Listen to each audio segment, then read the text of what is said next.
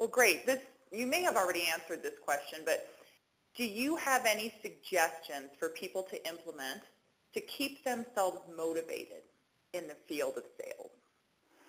Yeah, I think, to stay motivated, for myself, as an example, I like to focus on successes.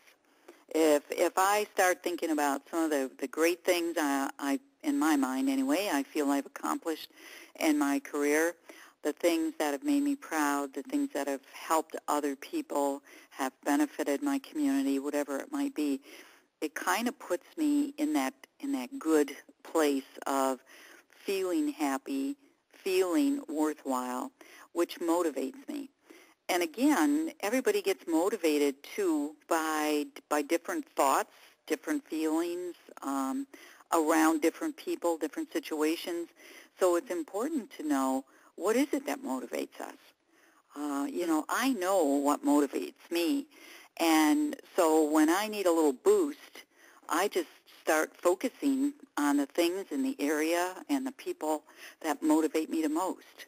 And I have to tell you, and this sounds terrible, but it's so true, good salespeople are traditionally motivated by money. And I see this all the time.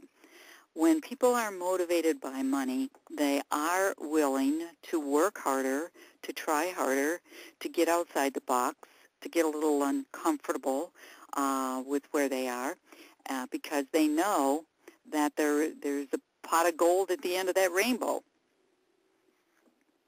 Great. Well, you talked a little bit earlier about the fear of rejection, or maybe not the fear of rejection, but people being rejected and then getting into mental games about that. How do you suggest that sales professionals get over the fear of rejection? Well, the one thing I just mentioned there about staying focused on your successes. We have a tendency to look at, particularly when we're down or when we get rejected, we look at all the things that didn't work. And we start saying to ourselves, this happened to me before. It didn't work before. Why did I try it again? And there we go, kind of running ourselves down, instead of saying, let me focus on the stuff that does work and continue to do that. And also realize, when I get rejected, it doesn't have to mean it's about me. It's usually about the other person or their needs or their timing, or maybe your product isn't just right for them, but it doesn't mean that there's necessarily something wrong with you. And particularly if we know that we're working hard on our skills and we've got a good handle on kind of what we're doing and how we're doing it, and we feel good about our whole overall selling skill base. And that's really important. Good salespeople are constantly working to improve their skills. Excellent. Do you have a great success story of someone you have worked with who made a breakthrough in their sales career? Yeah, I probably have a lot of them, which is what I love to think about if I get in a funk. It's exactly what I think about. Yeah, pick a good one. Well, let me tell you about the best one. Okay. And I hate to say this, but it's about me. Yay. Yeah, surprise. I was recruited to go to Melbourne, Australia, to build an all-female sales organization. And it was supposed to be prototyped after Avon products, because at the time when I was with Avon, that's exactly what I was doing, building these organizations. So I was recruited to go to Melbourne, Australia, and live there for 18 months and build an all-female sales organization. Now, I knew no one. I'd never been to Australia before. I didn't realize they all talked funny. I couldn't understand half of them half the time, nor did I realize they drove on the other side of the road, so I couldn't even drive for I don't know how long without running up on lawns and everything. I knew one person. I didn't know them yet. They were going to meet me at the airport and take me to my hotel, and that was it. I can remember looking out the window of the hotel down on the street, and everything looked very funny. And they had, at that time, they still had little streetcars that went down the street in Melbourne, Australia, thinking, what in the world am I doing here? And I had told the board of directors I would, in 18 months, recruit a sales organization of over 1,000 women. Well, I'm thinking, oh my God, what was I thinking? I'm insane. And I did my little technique that I always use, and that's my thinking of the 10 most powerful words, 2-letter words. If it is to be, it is up to me. And I can remember looking out the window and just repeating those words to myself. If it is to be, it is up to me. This company believed in me. They said I could do it. I told them I would do it. So why am I even questioning that? And suddenly felt very empowered. And it was just probably the most incredible experience, certainly that I've ever had in my career. And I'm just so thankful to have it and to have gone there and had that experience.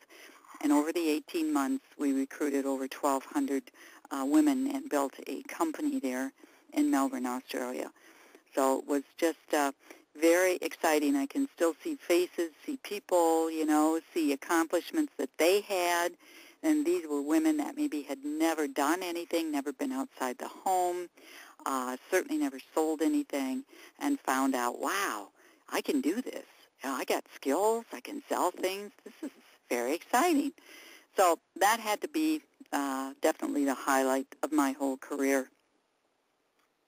It's an amazing story. Yeah, I love it. Thanks. I'm going to shift gears slightly and talk about the mind redesign process, which Sure. you have experienced yourself, haven't you?